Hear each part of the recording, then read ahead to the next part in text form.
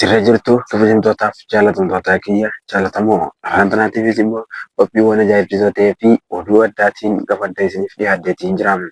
Guyyaa haantanaa immoo barreeffama namoonni lamaan keenya jajjabaan barreessan irraa namoota lama qabadhee isinii dhiyaadheetiin jira. Dhiyeenya kana akkuma waliin beekaa jirrutti murteenii fi akkasumas wal mormii haala jimaala jidduutti mudateen ulamaawwan godinaalee Oromiyaa garaagaraa wal mormaatii jiran.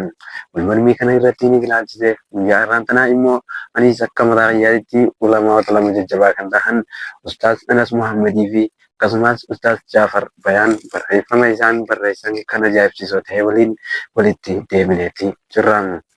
Garuu immoo jarri lameen kun maal jedhaniitu barreessan kan jedhudha. Hanga xumuricha qophichaatti afaan tursiisaa isaanis hin jaamu. Akkuma seentaniin chaanaala keenya dabalatuuf laayikii fi sheer sabiskiraayib godhuus hin dagatinaan isiniin jechuu barbaadna. Garuu